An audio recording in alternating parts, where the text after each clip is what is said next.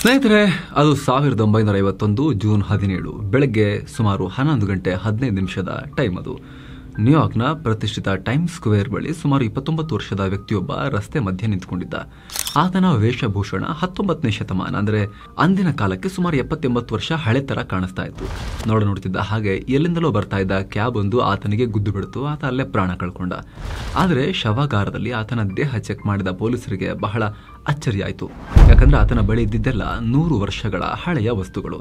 5 ಸೆಂಟ್ಗೆ beer ಖರೀದಿ ಮಾಡಿದ್ದ ತಾಮ್ರದ ಟೋಕನ್, ಕುದುರೆ ಗಾಡಿ ವಾಶ್ ಮಾಡಿಸಿದ ಬಿಲ್, $70 ಅಮೆರಿಕನ್ ಹಳೆ ನೋಟುಗಳು, ರುಡಾಲ್ಫ್ ಫೆಂಜ್ ಅಂತ ಬರೆದ ಬಿಸ್ನೆಸ್ ಕಾರ್ಡ್, 1876 ಜೂನ್ನಲ್ಲಿ ಬರೆದ ಒಂದು ಲೆಟರ್, ಹೀಗೆ ಹಳೆಯ ವಸ್ತುಗಳು ಸಿಕ್ಕಿದ್ವು.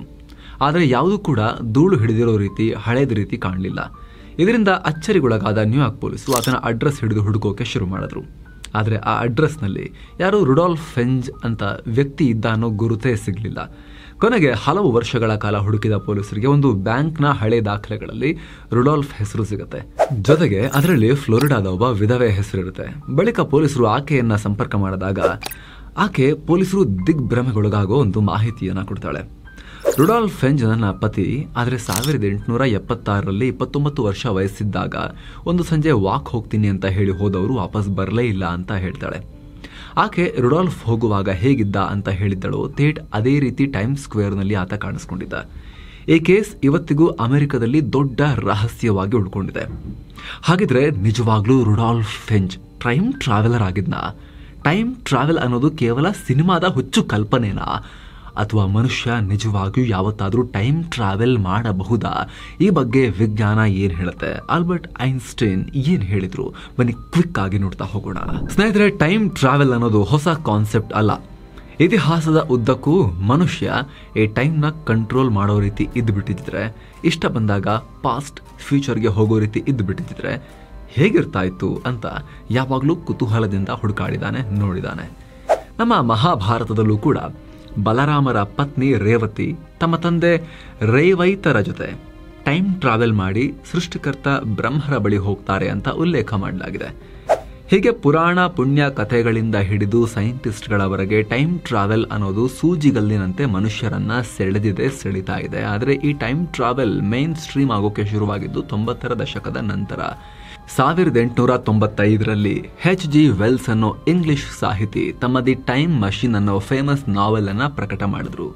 ಟೈಮ್ ಮಷಿನ್ ಯಂತ್ರದ ಮೂಲಕ ಟೈಮ್ ಟ್ರಾವೆಲ್ ಮಾಡಬಹುದು ಅಂತ ಹೇಳಿದ್ರು. ಅದಾದ್ಮೇಲೆ ಸುಮಾರು 400ಕ್ಕೂ ಅಧಿಕ ಟೈಮ್ ಟ್ರಾವೆಲ್ ಆಧಾರಿತ ಸಿನಿಮಾಗಳು ಬಂದಿವೆ ಅಂತ ವಿಕಿಪೀಡಿಯಾ ಪೇಜ್ ಹೇಳುತ್ತೆ.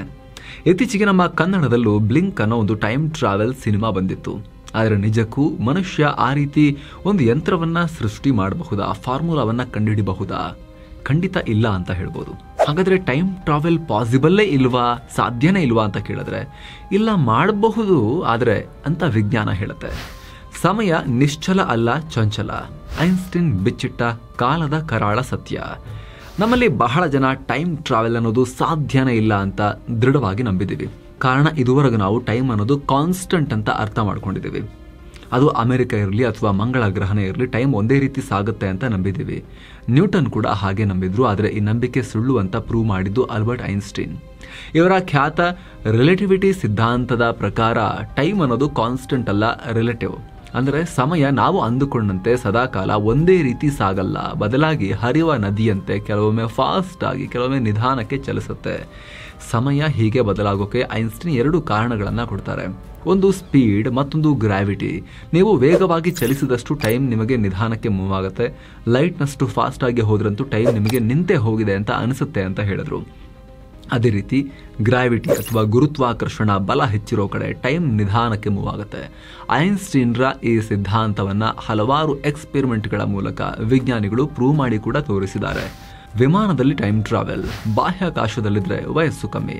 1971ರಲ್ಲಿ ಜೋಸೆಫ್ ಹ್ಯಾಫಲ್ ಅನ್ನೋ ಭೌತಶಾಸ್ತ್ರಜ್ಞ ಮತ್ತು ರಿಚರ್ಡ್ ಕೀಟಿಂಗ್ ಅನ್ನೋ ಖಗೋಳ ಶಾಸ್ತ್ರಜ್ಞ ಇದೇ ರೀತಿ ಒಂದು ಪ್ರಯೋಗವನ್ನ ಮಾಡಿದ್ರು.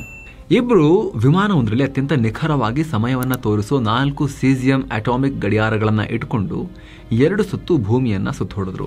ಇದೇ ವೇಳೆ ಭೂಮಿಯಲ್ಲೂ ಕೂಡ 4 ಸೀಸಿಯಂ ಅಟಾಮಿಕ್ ಕ್ಲಾಕ್ಗಳನ್ನ ಇಡಲಾಗಿತ್ತು. ಹ್ಯಾಫಲ್, ಕೀಟಿಂಗ್ ಇಬ್ರು ಬಂದ ನಂತರ 2 ಗಡಿಯಾರಗಳ ಸಮಯವನ್ನ ಕಂಪೇರ್ ಮಾಡಿದ್ರು. ಆಗ ಭೂಮಿಯಲ್ಲಿದ್ದ ಗಡಿಯಾರಕ್ಕಿಂತ ವಿಮಾನದಲ್ಲಿದ್ದ ಗಡಿಯಾರಗಳು 273 ನ್ಯಾನೋ ಸೆಕೆಂಡ್ಗಳಷ್ಟು ಮುಂದೆ ಇದ್ವು. ಅಂದ್ರೆ ಇಲ್ಲಿ 2 ಫ್ಯಾಕ್ಟರ್ಗಳು ಕೆಲಸ ಮಾಡಿದ್ವು. ಒಂದು, ವಿಮಾನಗಳು ಭೂಮಿಯಿಂದ ದೂರ ಇದ್ದಿದ್ರಿಂದ ಗ್ರಾವಿಟಿಯ ಪ್ರಭಾವ ಒಂಚೂರು ಕಮ್ಮಿ ಆಗಿರುತ್ತೆ. ಜೊತೆಗೆ ವಿಮಾನಗಳು ಭೂಮಿಗಿಂತ ಫಾಸ್ಟ್ ಆಗಿ ಮೂವ್ ಆಗ್ತಾ ಇದ್ವು, ಹೀಗಾಗಿ ಸ್ಪೀಡ್ ಜಾಸ್ತಿ ಇತ್ತು. ಇವೆರಡರ ಕಾರಣದಿಂದ ವಿಮಾನದಲ್ಲಿ ಟೈಮ್ ಫಾಸ್ಟ್ ಆಗಿ ಮೂವ್ ಆಗಿತ್ತು. ಇದೇ ಕಾರಣಕ್ಕೆ GPS ಸ್ಯಾಟಲೈಟ್ ಗಡಿಯಾರಗಳಿಗೂ ನಮ್ಮ ಗಡಿಯಾರಗಳ ಟೈಮ್ಗೂ ವ್ಯತ್ಯಾಸ ಇರುತ್ತೆ. ಅದನ್ನು ಅಡ್ಜಸ್ಟ್ ಮಾಡೋಕೆ ಪ್ರತಿದಿನ GPS ಗಡಿಯಾರಗಳಿಗೆ 38 ಮೈಕ್ರೋ ಸೆಕೆಂಡ್ ಹೆಚ್ಚು ಟೈಮ್ ಆ್ಯಡ್ ಮಾಡ್ತಾರೆ. ಅಲ್ಲದೆ ಟೈಮ್ನ ಈ ವಿಚಿತ್ರ ಗುಣದಿಂದಲೇ ಸ್ಪೇಸ್ನಲ್ಲಿ ಇದ್ದವರಿಗೆ ವಯಸ್ಸು ಸ್ವಲ್ಪ ಸ್ಲೋ ಆಗುತ್ತೆ. ಸ್ಕಾಟ್ ಕೆಲ್ಲಿ ಅನ್ನೋ ಆಸ್ಟ್ರೋನಾಟ್ ಒಬ್ರು 1 ವರ್ಷ ಕಾಲ ಸ್ಪೇಸ್ನಲ್ಲಿ ಇದ್ರು. ಇವರಿಗೆ ಮಾರ್ಕ್ ಕೆಲ್ಲಿ ಅನ್ನೋ ಒಬ್ಬ ಅವಳಿ ಸೋದರ ಕೂಡ ಇದ್ರು. ಸ್ಕಾಟ್ ಕೆಲ್ಲಿ ಭೂಮಿಗೆ ಬಂದಾಗ ವಿಜ್ಞಾನಿಗಳು ಇಬ್ಬರ ಏಜ್ ಚೆಕ್ ಮಾಡಿದ್ರು. ಆಗ ಸ್ಕಾಟ್ ಅವರು ಮಾರ್ಕ್ ಕೆಲ್ಲಿಗಿಂತ 5 ಮೈಕ್ರೋ ಸೆಕೆಂಡ್ಗಳಷ್ಟು ಯಂಗ್ ಆಗಿದ್ರು. ಸ್ಕಾಟ್ ಸ್ಪೇಸ್ ಸ್ಟೇಷನ್ನಲ್ಲಿ ಗಂಟೆಗೆ 28,200 ಕಿಲೋಮೀಟರ್ ವೇಗದಲ್ಲಿ ಚಲಿಸ್ತಾ ಇದ್ರಿಂದ ಅವರ ಟೈಮ್ 5 ಮೈಕ್ರೋ ಸೆಕೆಂಡ್ನಷ್ಟು ಕಮ್ಮಿ ಆಗಿತ್ತು. ಅಂದರೆ ಅವರ ಏಜ್ 5 ಮೈಕ್ರೋ ಸೆಕೆಂಡ್ಗಳಷ್ಟು ಡೌನ್ ಆಗಿತ್ತು. ಹೀಗಾಗಿ ಐನ್ಸ್ಟೈನ್ರ ಈ ಸಿದ್ಧಾಂತ ಬಳಸಿ ನಾವು ಟೈಮ್ ಟ್ರಾವೆಲ್ ಮಾಡ್ಬೋದು ಅನ್ನೋದು ಕೆಲವರ ವಾದ. ಒಂದು ವೇಳೆ ನಾವು ಲೈಟ್ನ ಸ್ಪೀಡ್ನಷ್ಟು, ಬೆಳಕಿನ ವೇಗದಷ್ಟು ವೇಗವಾಗಿ ಚಲಿಸೋಕೆ ಸಾಧ್ಯ ಆದರೆ, ಅಥವಾ ಬ್ಲ್ಯಾಕ್ ಹೋಲ್ನಂತಹ ಭೂಮಿಯ 100 ಪಟ್ಟು ಗ್ರಾವಿಟಿ ಇರೋ ಜಾಗಕ್ಕೆ ಹೋದರೆ ನಾವು ಟೈಮ್ ಟ್ರಾವೆಲ್ ಮಾಡ್ಬೋದು. ಕ್ರಿಸ್ಟೋಫರ್ ನೋಲನ್ರ ಖ್ಯಾತ ಹಾಲಿವುಡ್ ಸಿನಿಮಾ ಇಂಟರ್ಸ್ಟೆಲ್ಲರ್ನಲ್ಲಿ ಇದೇ ಕಾನ್ಸೆಪ್ಟ್ ಅನ್ನು ತೋರಿಸಲಾಗಿದೆ. ಯಾರು ಮಾಡೋಕ್ಕಾಗಿಲ್ಲ ಇದುವರೆಗೆ, ರಿಯಲ್ ಆಗಿ ಕಾನ್ಸೆಪ್ಟ್ ಅಲ್ಲಿದೆ, ಸಿನಿಮಾದಲ್ಲಿ ಅದನ್ನು ತೋರಿಸಿದ್ದಾರೆ. ಅದರಲ್ಲಿ ಸಿನಿಮಾ ನಾಯಕ ಬ್ಲ್ಯಾಕ್ ಹೋಲ್ಗೆ ಸಮೀಪ ಇರೋ ಮಿಲ್ಲರ್ಸ್ ಪ್ಲಾನೆಟ್ ಅನ್ನು ಗ್ರಹಕ್ಕೆ ಹೋಗಿರ್ತಾರೆ. ಆ ಮಿಲ್ಲರ್ಸ್ ಪ್ಲಾನೆಟ್ ನಲ್ಲಿ ಕಳೆಯೋ ಪ್ರತಿ 1 ಗಂಟೆ ಭೂಮಿಯಲ್ಲಿ 7 ವರ್ಷಕ್ಕೆ ಸಮ ಆಗಿರುತ್ತೆ. ಅಂಥದ್ರಲ್ಲಿ ಅವರು 3 ಗಂಟೆ ಆ ಪ್ಲಾನೆಟ್ ನಲ್ಲಿ ಇರ್ತಾರೆ. ಹೀಗಾಗಿ ಅಷ್ಟೊತ್ತಿಗೆ ಆ ನಾಯಕ ನಟನ ಮಗಳು ಭೂಮಿಯಲ್ಲಿ 23 ವರ್ಷ ದೊಡ್ಡವಳಾಗಿರ್ತಾಳೆ. ಆಗಲೇ ಹೇಳಿದ ಹಾಗೆ ಇವೆಲ್ಲ ಕಾನ್ಸೆಪ್ಟ್ಸ್. ವಾಸ್ತವದಲ್ಲಿ ಟೈಮ್ ಟ್ರಾವೆಲ್ ಮಾಡೋಕೆ ಮನುಷ್ಯನಿಗೆ ಬೆಳಕಿನ ವೇಗದಲ್ಲಿ ಹೋಗೋಕ್ಕಾಗತ್ತಾ ಗೊತ್ತಿಲ್ಲ. ಮುಂದೆ ಸದ್ಯಕ್ಕಂತೂ ಆ ಎಬಿಲಿಟಿ ನಮ್ಮ ಹತ್ರ ಇಲ್ಲ. ಆದರೆ ದಿನ ಕಳೆದಂತೆ ರಾಕೆಟ್ ಟೆಕ್ನಾಲಜಿಯಲ್ಲಿ ಹೊಸ ಹೊಸ ಆವಿಷ್ಕಾರ ಆಗ್ತಾ ಇದೆ. ಹೆಚ್ಚಿನ ಸ್ಪೀಡ್ನ ರಾಕೆಟ್ಗಳು ಬರ್ತಾನೆ ಇವೆ. ಹೀಗಾಗಿ ಮುಂದೊಂದು ದಿನ ಬೆಳಕಿನ ವೇಗದಲ್ಲಿ ಸಂಚರಿಸುವ ಸಾಮರ್ಥ್ಯ ಮನುಷ್ಯ ಗಳಿಸ್ಕೊಂಡಾಗ ಟೈಮ್ ಟ್ರಾವೆಲ್ ಮಾಡೋ ವೇಗವೂ ಸಿಗಬಹುದು. ಆದರೆ ಗ್ರಾವಿಟಿ ವಿಚಾರದಲ್ಲಿ ಕ್ಲಾರಿಟಿ ಇಲ್ಲ. ಇಂಟರ್ಸ್ಟೆಲ್ಲರ್ ಸಿನಿಮಾದಲ್ಲಿ ಅಷ್ಟೊಂದು ಗ್ರಾವಿಟಿ ಇದ್ರೂ ಮನುಷ್ಯರಿಗೆ ಏನೂ ಆಗಲ್ಲ. ಬ್ಲ್ಯಾಕ್ ಹೋಲ್ನಲ್ಲೂ ಕೂಡ ನಾಯಕ ನಟ ಎಂಟರ್ ಆಗ್ತಾನೆ ಅಂತ ತೋರಿಸಿದ್ದಾರೆ. ಆದರೆ ವಾಸ್ತವದಲ್ಲಿ ಬ್ಲ್ಯಾಕ್ ಹೋಲ್ನ ಸದ್ಯದ ಪರಿಕಲ್ಪನೆಗಳ ಪ್ರಕಾರ ಇದು ಅಸಾಧ್ಯ. ಆದರೆ ಯಾರೋ ಅಲ್ಲಿಗೆ ಹೋಗಿಲ್ಲ, ಹೋಗಿ ವಾಪಸ್ ಬಂದವರು ಯಾರು ಕೂಡ ನಮಗೆ ಅದ್ರ ಬಗ್ಗೆ ಹಿಂಗೆ ಅಂತ ಹೇಳಿ ಸಾಬೀತು ಮಾಡಿ ತೋರಿಸಿಲ್ಲ. ಬಟ್ ಈಗಿರೋ ಬ್ಲ್ಯಾಕ್ ಹೋಲ್ಗಳ ಕಾನ್ಸೆಪ್ಟ್ ಪ್ರಕಾರ ಇಟ್ ಇಸ್ ಇಂಪಾಸಿಬಲ್ ರೈಟ್ ನಾವು. ಸ್ಟೀಫನ್ ಹಾಕಿಂಗ್ ಬರ್ತ್ಡೇ ಅಚ್ಚರಿ, ಟೈಮ್ ಟ್ರಾವೆಲರ್ಗಳಿಗೆ ಸರ್ಪ್ರೈಸ್ ಪಾರ್ಟಿ. ಸ್ನೇಹಿತರೆ, ಐನ್ಸ್ಟೈನ್ರ ಸಿದ್ಧಾಂತಗಳ ಪ್ರಕಾರ ಥಿಯರಿಟಿಕಲಿ ನಾವು ಫ್ಯೂಚರ್ಗೆ ಟೈಮ್ ಟ್ರಾವೆಲ್ ಮಾಡೋಕೆ ಸಾಧ್ಯ ಇದೆ. ಆದರೆ ಪಾಸ್ಟ್ ಅಂದರೆ ಹಿಂದಕ್ಕೆ ಹೋಗೋಕೆ ಸಾಧ್ಯ ಇಲ್ಲ. ಯಾಕಂದರೆ ಇದು ಹಲವಾರು ಪ್ಯಾರಡಾಕ್ಸ್ಗಳನ್ನು, ಗೊಂದಲಗಳನ್ನು ಸೃಷ್ಟಿ ಮಾಡುತ್ತೆ. ಉದಾಹರಣೆಗೆ, ನೀವೇ ನಿಮ್ಮ ಪಾಸ್ಟ್ಗೆ ಟೈಮ್ ಟ್ರಾವೆಲ್ ಮಾಡಿ ಅಚಾನಕ್ಕಾಗಿ ನಿಮ್ಮ ತಾತ ಅಥವಾ ಅಜ್ಜಿಯನ್ನು ಕೊಂದುಬಿಟ್ರೆ, ಅಥವಾ ಅವರಿಬ್ಬರು ಮೀಟ್ ಮಾಡೋದನ್ನೇ ತಪ್ಪಿಸಿಬಿಟ್ರೆ, ಆಗ ನಿಮ್ಮ ತಂದೆ ಹೇಗೆ ಹುಟ್ಟುತ್ತಾರೆ, ನೀವು ಹೇಗೆ ಹುಟ್ಟುತ್ತೀರಿ? ಇದನ್ನು ಗ್ರ್ಯಾಂಡ್ ಫಾದರ್ ಪ್ಯಾರಡಾಕ್ಸ್ ಅಂತ ಕರೀತಾರೆ. ಬ್ಲಿಂಕ್ ಸಿನಿಮಾ ಇದರ ಬೇಸಿಸ್ ಮೇಲೇ ಮಾಡಲಾಗಿದೆ. ಯಾರನ್ನು ನೋಡಿಲ್ಲ ಅಂದರೆ ಈ ಬ್ಲಿಂಕ್ ಸಿನಿಮಾನ ನೋಡಿ, OTT ಸಿಗುತ್ತೆ, ಮೋಸ್ಟ್ಲಿ ಅಮೆಝಾನ್ ಪ್ರೈಮಲ್ಲಿ ಇರಬೇಕು. ಚೆನ್ನಾಗಿದೆ, ಒಂದು ಒಳ್ಳೆ ಪ್ರಯತ್ನ. ಕನ್ನಡಿಗರು, ಒಂದು ಯಂಗ್ ಟೀಮ್ ಒಂದು ಪ್ರಯತ್ನವನ್ನು ಮಾಡಿದ್ದಾರೆ. ನೋಡಿ, ನಿಮ್ಮನ್ನು ನೋಡಿಸ್ಕೊಂಡು ಹೋಗುತ್ತೆ ಸಿನಿಮಾ. ಸೊ ಈ ರೀತಿ ಭವಿಷ್ಯದಲ್ಲಿ ನಾವು ಫ್ಯೂಚರ್ಗೆ ಟೈಮ್ ಟ್ರಾವೆಲ್ ಮಾಡೋಕೆ ಸಾಧ್ಯ ಆದರೂ ಪಾಸ್ಟ್ಗೆ ಹೋಗೋಕ್ಕಾಗಲ್ಲ. ಖ್ಯಾತ ವಿಜ್ಞಾನಿ ಸ್ಟೀಫನ್ ಹಾಕಿಂಗ್ ಕೂಡ ಇದುವರೆಗೂ ನಮ್ಮ ಭವಿಷ್ಯದ ಜನ ಬಂದು ನಮ್ಮ ಮೇಲೆ ದಾಳಿ ಮಾಡದೇ ಇರೋದು ಪಾಸ್ಟ್ಗೆ ಟೈಮ್ ಟ್ರಾವೆಲ್ ಮಾಡೋಕೆ ಸಾಧ್ಯ ಇಲ್ಲ ಅನ್ನೋದಕ್ಕೆ ದೊಡ್ಡ ಸಾಕ್ಷ್ಯ ಅಂತ ಹೇಳಿದ್ದಾರೆ. ಸ್ಟೀಫನ್ ಹಾಕಿಂಗ್ ತಮಾಷೆ ಮಾಡ್ತಾ ಇಲ್ಲ. 2009ರಲ್ಲಿ ತಮ್ಮ ಬರ್ತ್ಡೇ ದಿನ ಟೈಮ್ ಟ್ರಾವೆಲರ್ಗಳಿಗೆ ಅಂತಾನೆ ಪಾರ್ಟಿ ಇಟ್ಟಿದ್ರು. ಆದ್ರೆ ಅದರ ಇನ್ವಿಟೇಷನ್ ಅನ್ನ ಮರುದಿನ ಕೊಟ್ಟಿದ್ರು. ಅಂದ್ರೆ ಟೈಮ್ ಟ್ರಾವೆಲರ್ಗಳಿದ್ರೆ ನೆಕ್ಸ್ಟ್ ಡೇ ನೋಡ್ಕೊಂಡು ಹಿಂದಿನ ದಿನದ ಪಾರ್ಟಿಗೆ ವಾಪಸ್ ಹೋಗ್ಲಿ ಅಂತ. ಹೀಗಾಗಿ ಟೈಮ್ ಟ್ರಾವೆಲ್ ಅನ್ನೋದು ಸದ್ಯ ಸಾಧ್ಯ ಇಲ್ಲ. ಇದುವರೆಗೂ ಯಾರು ಮಾಡಿಲ್ಲ ಅಂತ ಕನ್ಫರ್ಮ್ ಆಗಿ ಹೇಳ್ಬೋದು. ಹಾಗಾದ್ರೆ ಸ್ಟಾರ್ಟಿಂಗ್ ನಲ್ಲಿ ಒಂದು ಸ್ಟೋರಿ ಹೇಳಿದ್ವಲ್ಲ, ರುಡಾಲ್ಫ್ ಫೆಂಜ್, ಆತನ ಕತೆ ಏನು ಅಂತ ಕೇಳಿದ್ರೆ, ಸ್ನೇಹಿತರೆ, ಅದು 1951ರಲ್ಲಿ ಐ ಆಮ್ ಸ್ಕೇರ್ಡ್ ಅನ್ನೋ ಪುಸ್ತಕದ ಸ್ಟೋರಿ ಆಗಿತ್ತು. ಆದರೆ 80-90ರ ದಶಕದಲ್ಲಿ ಜನ ನಿಜ ಅನ್ನೋ ರೀತಿ ಅದನ್ನು ಹಬ್ಬಿಸ್ಬಿಟ್ಟಿದ್ರು. ಹಲವಾರು ಪತ್ರಿಕೆಗಳಲ್ಲಿ ಅದು ಪ್ರಕಟ ಕೂಡ ಆಗಿತ್ತು, ನ್ಯೂಸ್ ತರ, ಸುದ್ದಿ ರೀತಿ, ರಿಯಲ್ ರೀತಿ ಅದನ್ನ ಪಬ್ಲಿಸೈಸ್ ಮಾಡಲಾಗಿತ್ತು.